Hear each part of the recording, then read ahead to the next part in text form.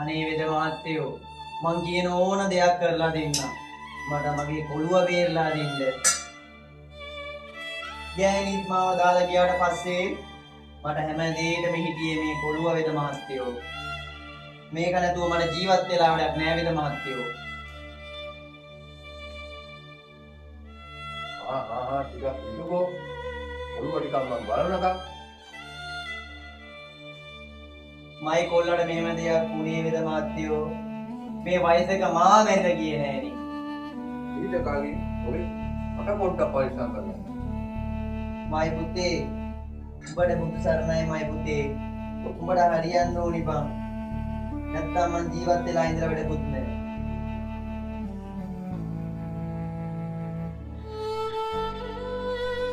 වෙද මහත්තයා ඔබ බලයි බං දැන්.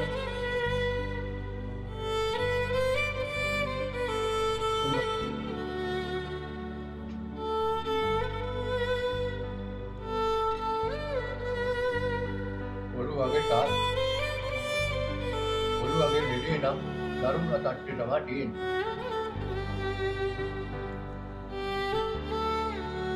මගේ වෙන්න ගමන් ආච්චි වෙලා නෑ වගේ.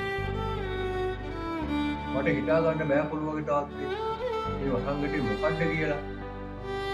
අනේ මගේ කොළුවා දෙයියෝ.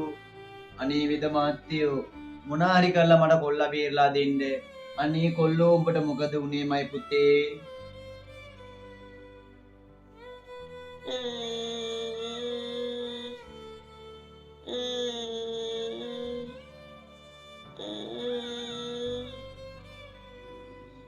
අනේ දෙයියනේ මගේ කොළුව දුක් විඳිනවා බලන්නද මම මේ ජීවත් වෙලා හිටියේ. මට ජීවත් වෙලා වැඩක් නැහැ මගේ කොළුව නැතුව. අනේ දෙයියනේ මගේ කොල්ලට මොකද උනේ? ශෝමි මොහොම අඬලා දොරලා වැඩක් නෑ. අපිට තව එක මාර්ගයක් තියෙනවා. කොළුව සුව කරගන්න. ඒ මොකද්ද වෙද මහත්තයෝ? මට කියන්න මම කොළුව වෙන මොන දෙයක් කරන්නම් වෙද මහත්තයෝ. ශෝමි මයිගාව තිබ්බා අග්නි කියලා බොහොම බලවට මුස්කල කොට. ඒකේ තිබ්බා වික්‍රමුනි කියලා ඍෂිවරයෙක් ගැන බං. ඒ ඍෂිවරයාට ඕනම වසංගතයක් සුව කරන්න පුළුවන්. ඒ ඍෂිවරයා බොහොම බලකටුයි බං. අනේ වෙද මහත්තයෝ මට එතුමා ඉන්න තැන කියන්න. මම ඕනම තැනකට යන්න. මට මේ හැම දෙයකටම වැඩිය මගේ කොළුව වටිනවා වෙද මහත්තයෝ. මට ඉන්න තැනක් කියන්න. එතුමා ඉන්නවා කියන්නේ දිනුනග නිසා මට්ටෙන් රහතන්ගල කඳුමුදුනේ බං. එතුමා ඉන්නවා කියන්නේ භාවනා යෝගී. තාත්තේ ඔයා හිත හදාගන්න මගේ කරුණට හැදිච්ච ලෙඩක්. එහෙමයි වෙද මහත්තයෝ. මං අදම පිටත් එන්නම් තව කොල්ලෝ දෙන්න 3 දෙනෙක් එකතු කරගෙන. මට කොළුව දිහා මෙහෙන් බල බල තවත් ගෙදරට වෙලා ඉන්න බෑ වෙද මහත්තයෝ. තාත්තේ මට වෙච්ච දේ වුණා. තාත්තා පරිස්සම් වෙන්න. ඔයා බය වෙන්න එපා මයි පුතේ. ඔයාව කොහොම හරි බේර ගන්න මම මේ ගමන යනවා. මං එනකන් ඔයා පරිස්සමට ඉන්න ඕනි. ඒ හොඳයි නේද මයි පුතේ? කරන්නත් තව තියෙන්නේ හෝරා කීපයයි. බෙදාරන්න තුන් ඉක්පන් කරපන්. එහෙමයි. මම දැන්ම පිටත් එන්නම්.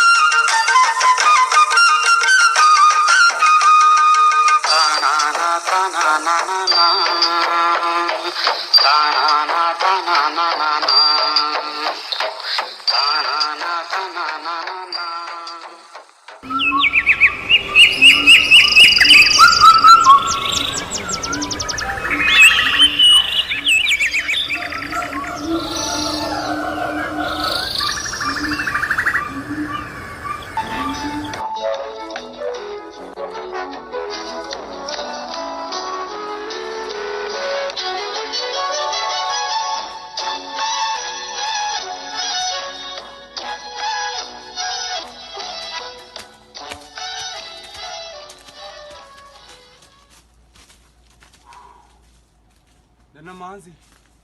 පොඩ ඉඳලා යමුද? නෑ නෑ. තව ටිකයි. යමු.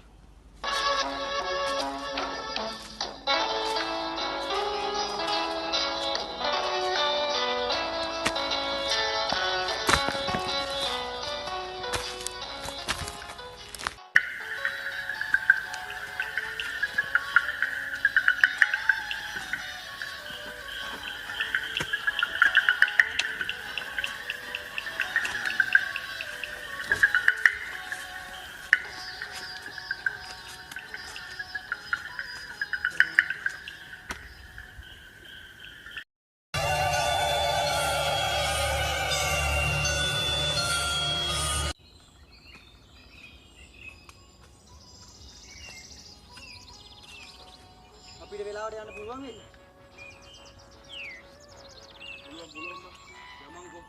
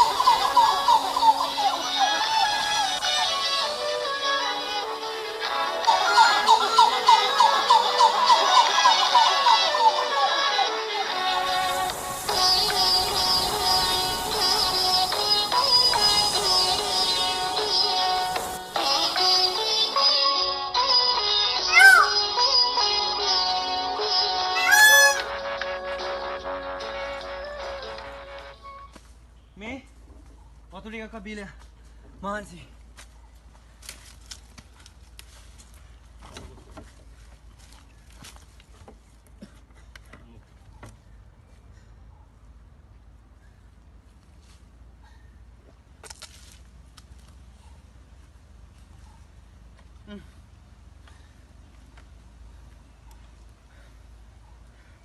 සරා මේක තමයි අර රහතන් කන්ද කියන්නේ. මේකේ තමයි බා ඍෂිවරයා ඉන්නවා කියලා කියන්නේ. වේද මහත්තයා කියපු විදිහට නම් එයාගේ නම විශ්වමුනිලු. මට බයයි බං සරා. කොළුව ගැන මට බයයි බං. ඔබ බය වෙන්න එපා සෝමි. අපිට හොයාගන්න පුළුවන්. හිතේ ආත්ම විශ්වාසය තියාගන්නකෝ. තව ටිකයි. මොනවා වුණාද? මගේ එක කොළුව බං. බය වෙන්න එපා. අපි ඉන්නවනේ උඹ ඕන දෙයකට. යමුකෝ. තවත් කාලය ගත වෙන එක වෙන්නේ. ඔව් බං. තව හොරා කීපයයි තියෙන වේද මහත්තයා කියපු විදිහට. ඔව් අපි යා. මොනා කරන්නත් වතු ටිකක් බමුකෝ. ඔය කියන විදිහට මේ ළඟම ඉන්න ඕන.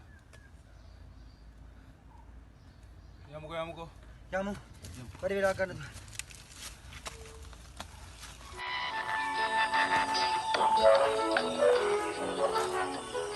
මහන්සි බං. සෝමි. ඒ මුල්ලාගේ වාසනාව බං. මං කිව්වේ උඹට. යමු.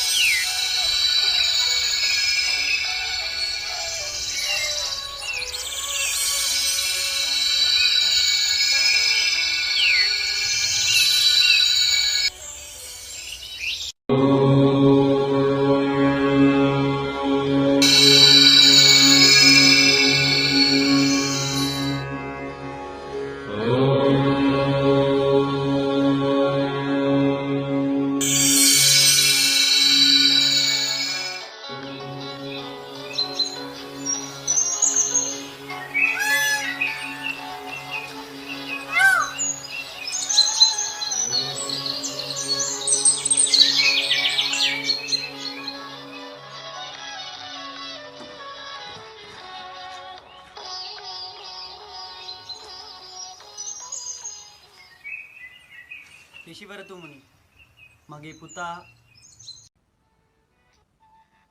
මට දැනුණ මාව සොයාගෙන එන බව. පුතාට වැළඳිලා තියෙන්නේ පංච විසනාද වසංගතය කියන වසංගතය. එය ඉතා දුර්ලභව වසංගතය. මම දෙන මේ තෛලය පුතාගේ හිස සිට දෙපතුල දක්වා හොඳින් පහළට පිරිමදින්න. එතකොට පුතාගේ වසංගතය පහ වෙලා යයි. හිරු හෝරා නැගෙන්නට මස්තෙන් මෙය මම තෛලය නිර්මාණය කරත් එම තෛලය හිරු බැසීමට පෙර ඔබ රැගෙන යා යුතුයි. ඉතින් තව හෝරා කීපයයි තියෙන්නේ. මෙය රැගෙන ගොස් පුතාගේ වසංගතයට ප්‍රතිකාර කරන්න.